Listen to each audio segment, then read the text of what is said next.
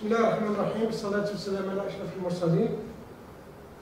On va assister cet après-midi à un débat scientifique pour la promotion d'une recherche qui a été menée par l'impétrante Marie Mrim. Donc, sous les alouettes du professeur Lazarius de l'Université de Guelma, département d'architecture, et avec l'expertise du professeur éminent, notre cher ami qui vient de l'Université de Constantine Tawa, Aïch Saoud, il est président aussi du conseil scientifique de la faculté d'architecture et d'urbanisme.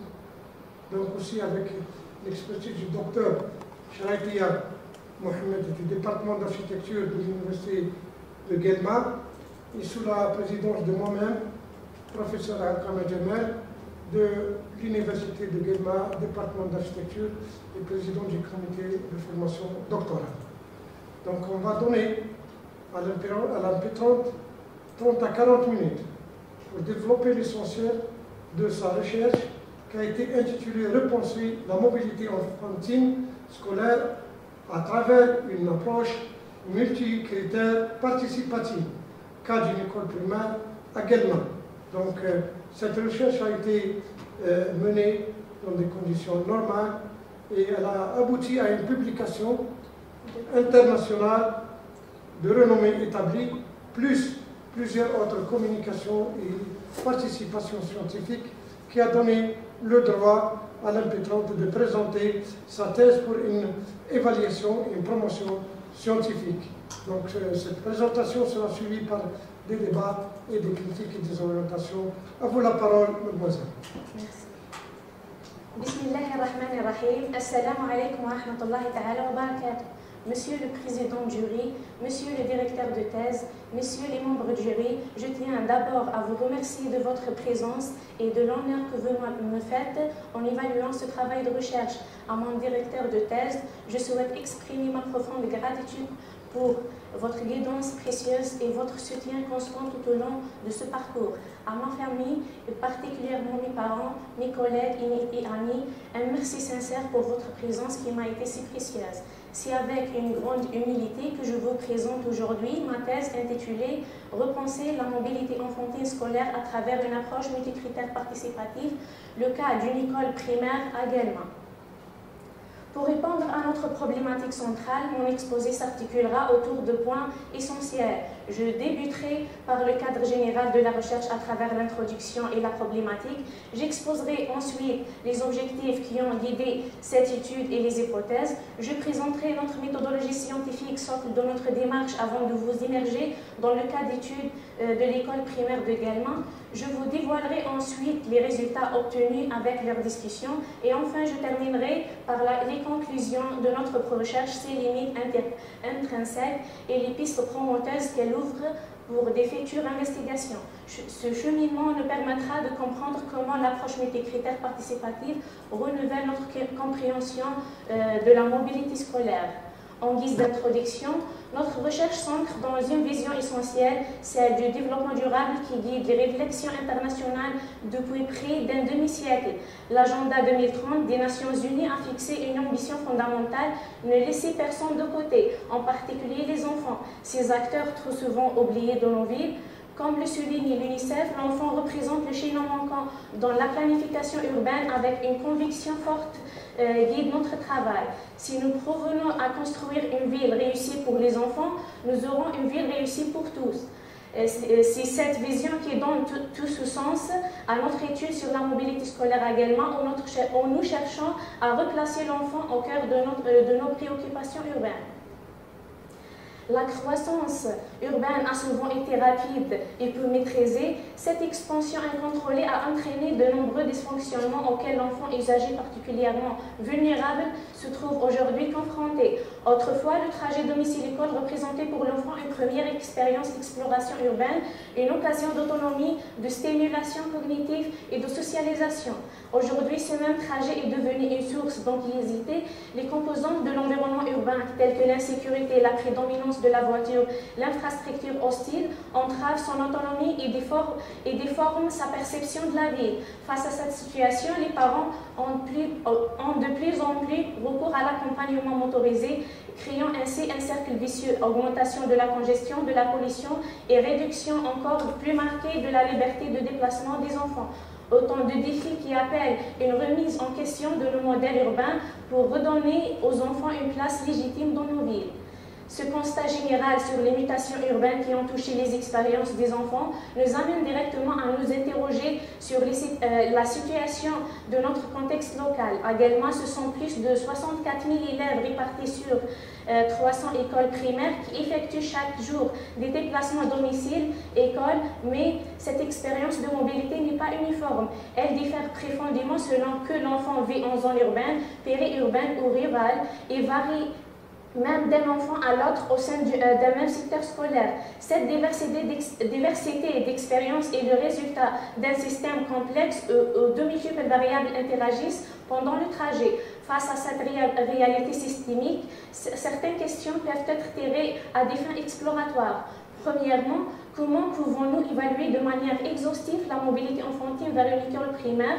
Et deuxièmement, comment cet enfant peut-il être inclus dans le processus d'évaluation de sa mobilité vers une école primaire à Guelma? S'il y a deux questions fondamentales que notre travail sur terrain tentera de répondre. Pour répondre à ces questions, notre projet s'est fixé des objectifs précis. Notre projet vise d'abord à inscrire la mobilité des enfants dans une vision d'avenir durable et nous appuyons sur les objectifs de l'UNICEF. Pour ce faire, nous proposerons une méthode d'évaluation novatrice, flexible et adaptable à différents contextes spatio-temporels. Mais l'innovation principale est de placer l'enfant au cœur des processus et n'est pas un simple usager, mais un acteur clé dont la parole doit directement éclairer notre évaluation. L'objectif concret est d'identifier précisément les atouts à préserver et les lacunes à corriger sur le trajet scolaire. Enfin, l'étude but est d'outiller et d'orienter les décideurs locaux vers des aménagements qui, en étant adaptés aux enfants, construiront une ville plus inclusive pour toutes les générations futures. Pour atteindre ces objectifs et face à la nature systémique de notre problématique, notre recherche s'appuie sur deux hypothèses fondamentales qui guident notre approche méthodologique. Premièrement, nous postulons qu'il est possible et nécessaire de développer une nouvelle grille d'évaluation, une méthode flexible et multicritère qui sache intégrer les enjeux contemporains de l'UNICEF, les droits de l'enfant et le développement durable et qui soit applicable à toutes les étapes de l'aménagement urbain. Deuxièmement, nous faisons l'hypothèse que la clé pour une évaluation véritablement complète se trouve dans la parole de l'enfant lui-même, en le considérant comme un acteur urbain à part entière et en intégrant son expérience directe via un processus participatif, nous pouvons accéder à une compréhension bien plus fine et juste de sa mobilité.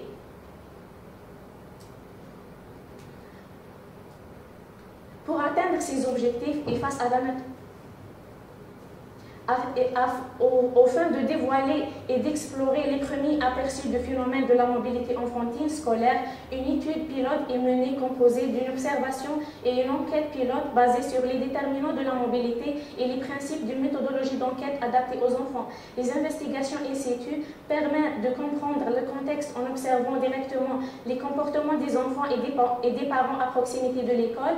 Quant à l'enquête pilote, elle englobe 3 rubriques principales de collecte de données. Informations générales spécifiques à l'enfant, telles que le genre, l'âge, le niveau scolaire et le lieu de résidence, ainsi que les caractéristiques sociodémographiques. L'exploration des déterminants de la mobilité, tels que la distance de déplacement, durée de transport, mode de mobilité préféré, les habitudes d'accompagnement, caractérisation des habitudes de mobilité. Une représentation visuelle à travers une carte montrant les itinéraires spécifiques empruntés par les enfants sur le trajet domicile-école. Cette étape de représentation graphique nécessite un accompagnement parental. Les données recueillies feront ensuite l'objet d'une analyse d'autocorrélation spatiale à travers l'indice Morin-1 afin de déterminer et de stratifier ensuite le secteur scolaire selon la concentration des flux de la mobilité. Notre enquête s'appuie sur des déterminants qui interagissent pour façonner la mobilité scolaire. Ces facteurs, qu'ils soient individuels, sociaux, économiques, environnementaux ou politiques, s'articulent constamment entre le domicile et l'école. C'est précisément cette interaction complexe que notre méthodologie cherche à capturer pour comprendre l'expérience de mobilité dans toute sa richesse. Notre méthodologie scientifique se structure ensuite autour d'une analyse multicritère participative en 7 étapes clés selon le processus. Nous construisons d'abord une arborescence de critères basés sur les objectifs de l'UNICEF et ainsi de suite, que nous contextualisons ces objectifs pour le thème de la mobilité sur le trajet domicile-école. Nous définissons ensuite une échelle d'évaluation de 1 à 9 pour quantifier le degré d'adaptation à la mobilité de l'enfant. Cette échelle sert de base à une enquête scolaire menée auprès des enfants et leurs parents. Les données recueillies font l'objet d'une comparaison par pair et seront standardisées pour permettre une analyse robuste. Enfin, une évaluation rigoureuse de la validité des choix des enfants en calculant l'indice de cohérence pour garantir la validité scientifique de nos résultats. Le processus est mené à l'aide de logiciels et Expert Choice. Pour finaliser notre approche, les zones identifiées par l'analyse d'autocorrélation spatiale constitueront les alternatives de notre analyse multicritère par le processus AHP. Notre recherche utilisera l'analyse spatiale multicritère pour relier le phénomène étudié à son contexte géographique grâce à des techniques géostatistiques avancées, notamment l'analyse des points chauds sur ArcGIS. Nous pourrons ensuite, par laquelle, agréger et classer les données de la mobilité obtenues des résultats de l'AHP, visualiser géographiquement les flux scolaires, comprendre comment les transitions spatiales urbaines influencent les pratiques de mobilité des enfants. Pour compléter notre évaluation, des entretiens semi-directifs ont été menés auprès des autres parties prenantes, acteurs de l'éducation, gestionnaires de l'urbain et élus locaux. L'objectif était double, comprendre la gouvernance globale de la mobilité et évaluer si l'enfant est véritablement pris en compte dans les politiques d'aménagement. Pour quantifier ces perceptions, nous avons utilisé une échelle équerre spécifique de 1 à 5, mesurant le degré de la mise en œuvre des politiques allant de l'absence totale de considération jusqu'à mise en œuvre optimisée, intégrant même la participation directe de l'enfant. Ces données qualitatives nous permettront de croiser les perspectives institutionnelles avec les réalités de terrain vécues par les enfants et leurs parents. Notre évaluation de la mobilité enfantine s'appuie sur une arborescence multicritère structurée autour de cette dimension clé déclinée en 12 sous-critères et mesurée par des indicateurs spécifiques. Ces critères couvrent la stabilité de la structure sociale pour les enfants, l'efficacité économique et adéquation des services au profit de l'enfant, adéquation des services de transport et mobilité durable, adéquation de l'environnement bâti, la durabilité environnementale et système de ressources, ainsi que la gouvernance locale et mécanismes de prise de décision, ainsi que l'intégration de nouveaux systèmes de technologie d'information et de la communication. Le détail exhaustif de chaque critère et ce critère et indicateur fera l'objet d'un développement approfondi dans la section des résultats compte tenu du temps imparti. Je vais maintenant vous présenter l'application de cette méthodologie sur terrain de l'étude de la ville de Galles. Ce travail s'est focalisé sur le cas d'étude de l'école urbaine d'Arc-et-Ziad, située au cœur du centre-ville de Guelma. Sa position géographique centrale à la croisée des flux et des dynamiques urbaines en fait un observatoire privilégié. Cette école intègre une diversité de phénomènes urbains et présente des caractéristiques spatiales variées, ce qui rend ce cas d'étude parfaitement approprié pour capturer la complexité des mobilités enfantines. Pour mieux comprendre ce contexte et examinons plus précisément l'environnement de cette école, elle se trouve dans un carrefour de mobilité intense avec un flux journalier de près de 18 000 véhicules et 2700 piétons. Son environnement immédiat, caractérisé par un tissu urbain complexe et une dynamique d'activité très marquée, telles que des zones commerciales, résidentielles et des espaces publics. Cette configuration offre un contexte d'étude à la fois riche et exigeant pour analyser les défis concrets de la mobilité des enfants.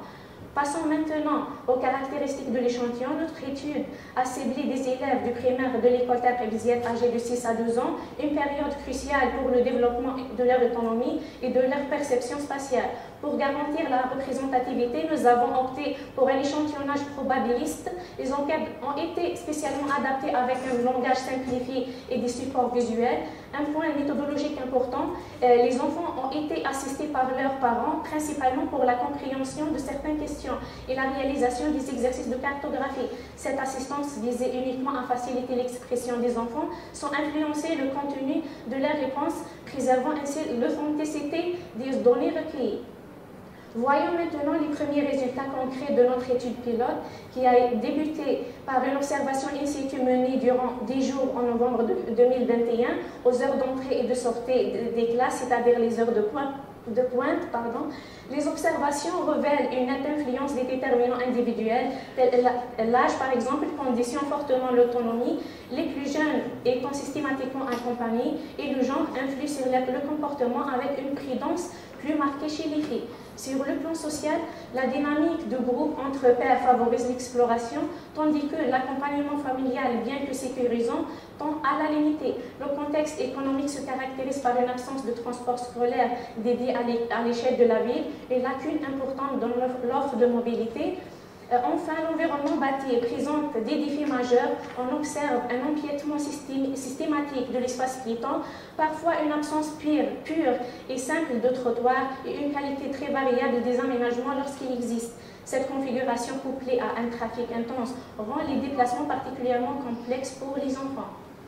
Ces observations qualitatives trouvent leur illustration concrète dans les clichés que je vous présente maintenant. Ces clichés saisis durant notre observation in situ illustrent de manière frappante les principaux phénomènes identifiés et la capture des réalités tangibles, l'accompagnement parental quasi systématique des jeunes enfants, un stationnement souvent anarchique qui empiète sur les espaces de circulation piétonne, une circulation motorisée intense aux abords de l'école et des comportements à risque qui en découlent.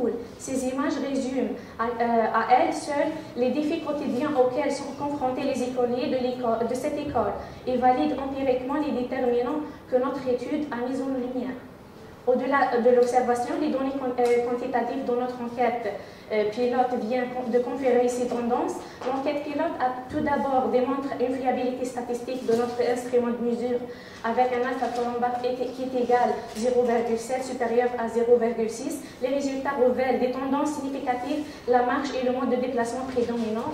Le genre et l'âge structurent fortement les pratiques. Nous observons une transition vers l'autonomie autour de 7 ans et les filles présentent des taux de marche plus élevés. La sécurité routière est la motivation principale d'accompagnement suivie par les préoccupations croissantes liées à l'insécurité sociale pour les enfants plus âgés. Ces premiers résultats quantitatifs quantifient, confirment et précisent les contrastes de nos observations de terrain.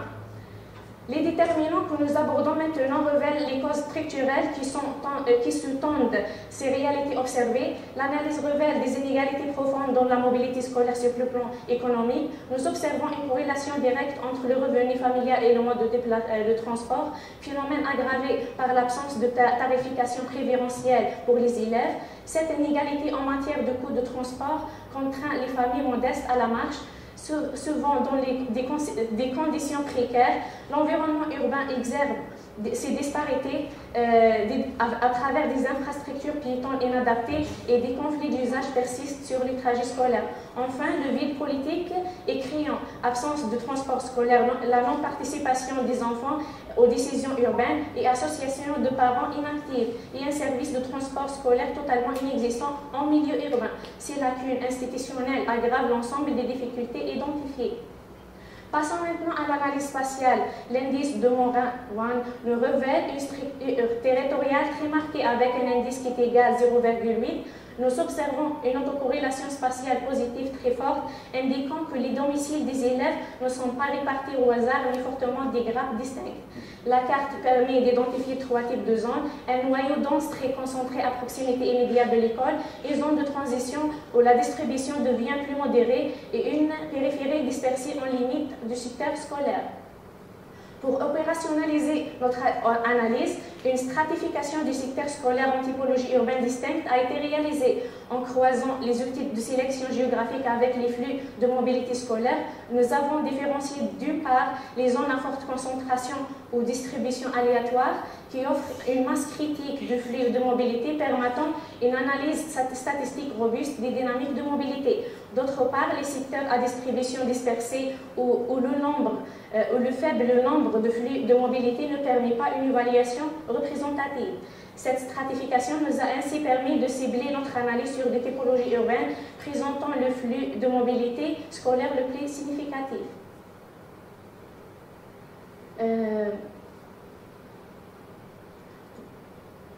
Cette stratification a finalement fait émerger 4 typologies urbaines distinctes.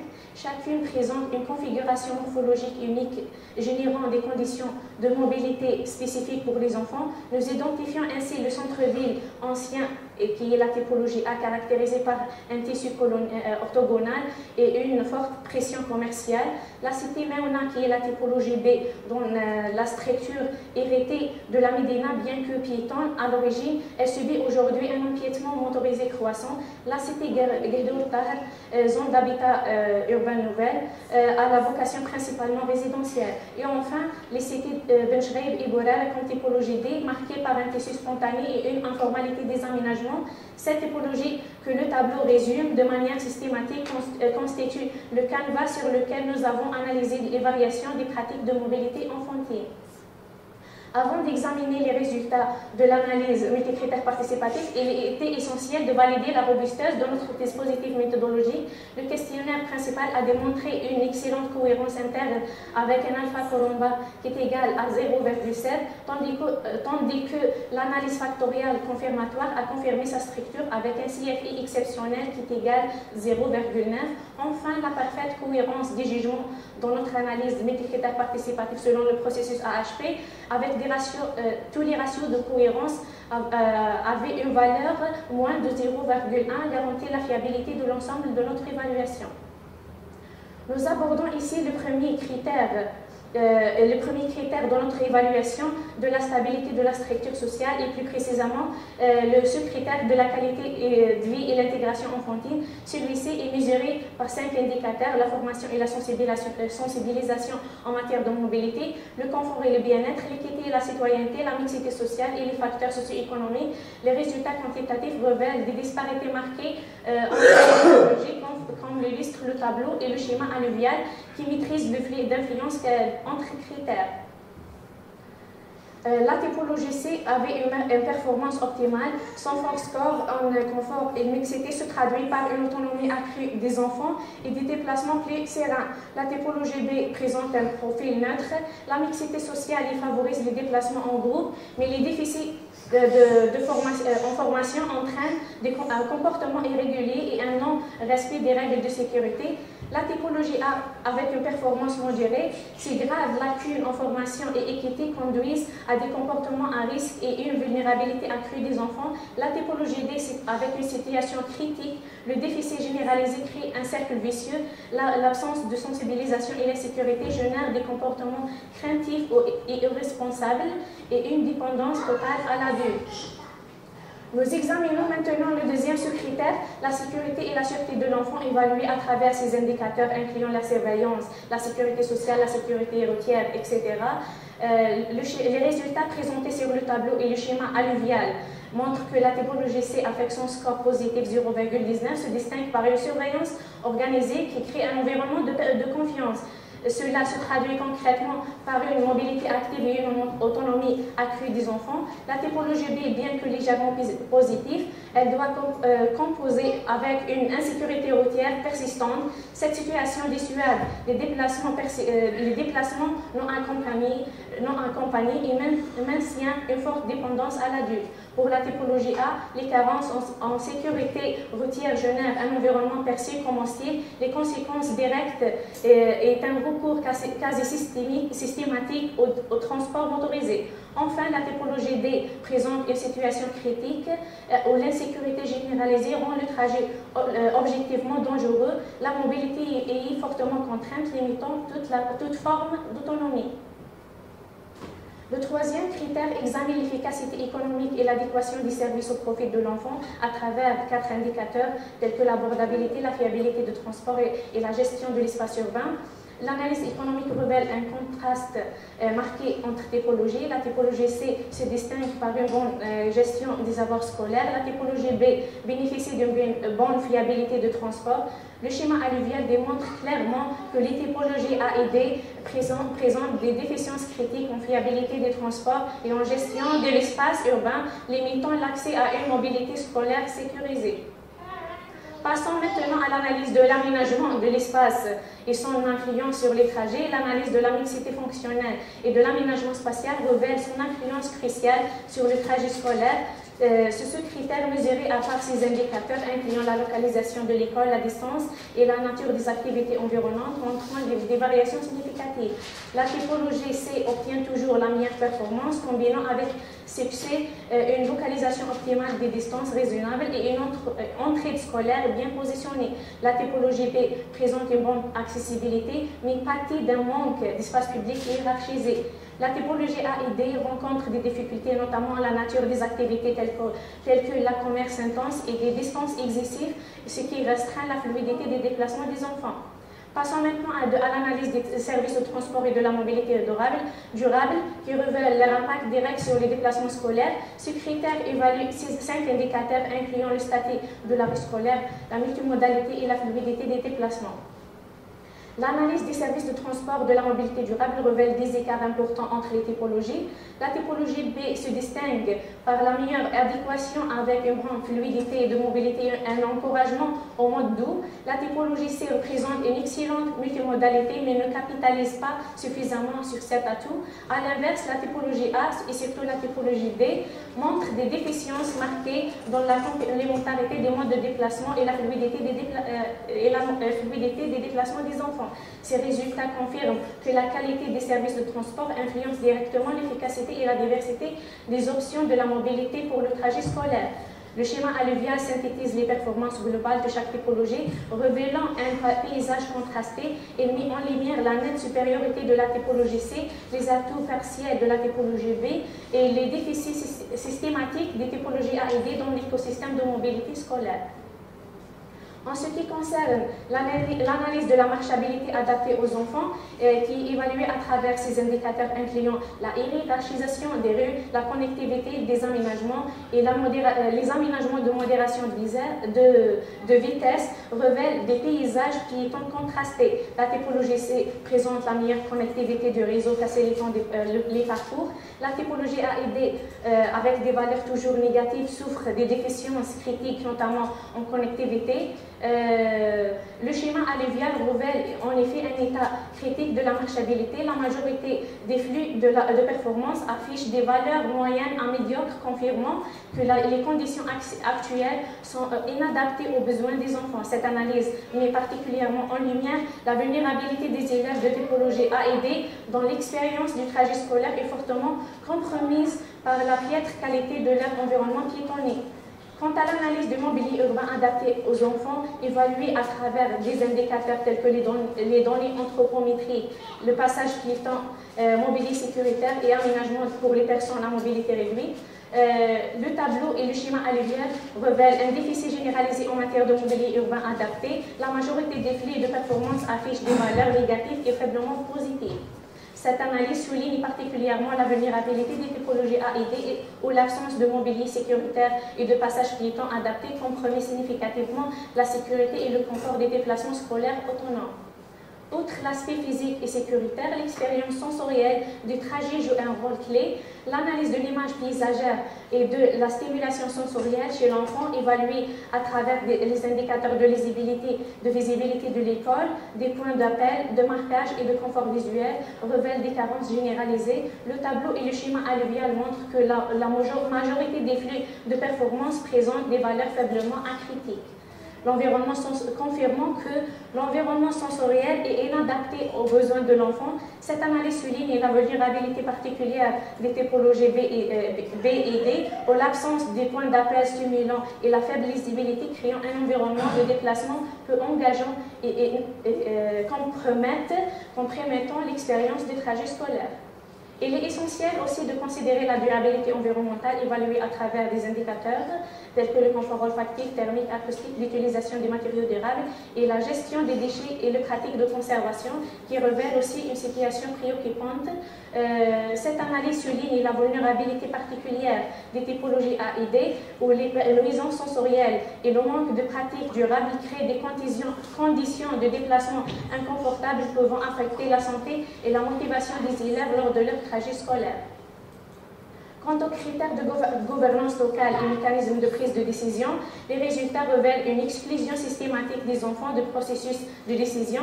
Le constat est sans équivoque. 96% n'ont jamais été consultés sur leur trajet, 83% méconnaissent les mécanismes de participation et 100% n'ont accès à aucun outil numérique d'expression. Cette triple carence consultative, éducative et numérique souligne l'urgence d'intégrer les enfants comme acteurs à part entière dans la conception de leur environnement de mobilité.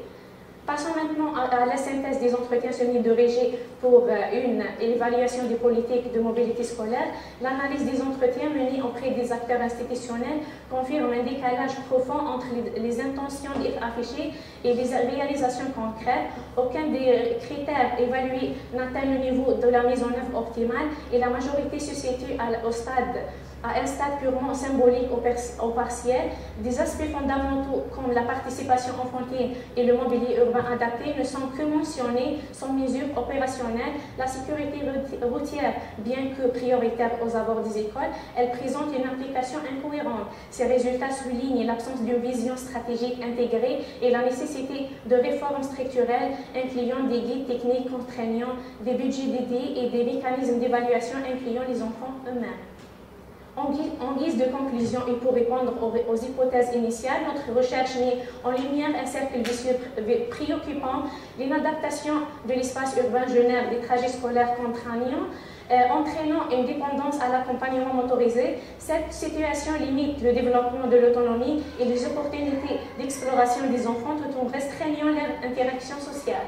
Notre étude démontre la pertinence d'une évaluation multicritère intégrant des dimensions sociales, économiques, environnementales et politiques. Pour appréhender cette complexité, la méthodologie appliquée a permis de quantifier les disparités entre typologies urbaines et d'identifier précisément les déficits des trajets scolaires.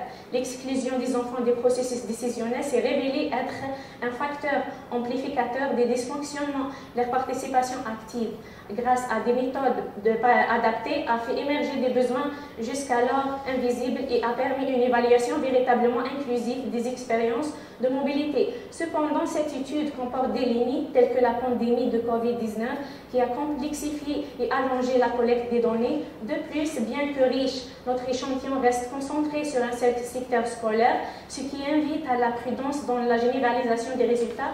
Enfin, nous avons été confrontés à un manque de données administratives précises sur le phénomène, ce qui a limité certains recoupements.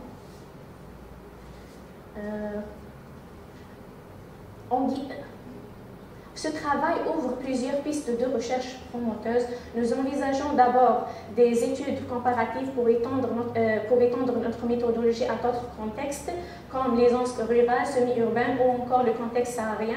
Un deuxième axe explore les perspectives technologiques avec l'intégration des technologies immersives pour simuler des aménagements, le développement de plateformes numériques adaptées aux enfants et promouvoir la e-gouvernance ou l'utilisation de l'intelligence artificielle pour créer des scénarios prospectifs. Enfin, des recherches pourraient se concentrer sur l'adaptation aux changements globaux en modélisant la résilience des mobilités scolaires face aux risques climatiques tels que les lots de chaleur et l'inondation, ou en développant une analyse des flux dans une logique d'économie circulaire.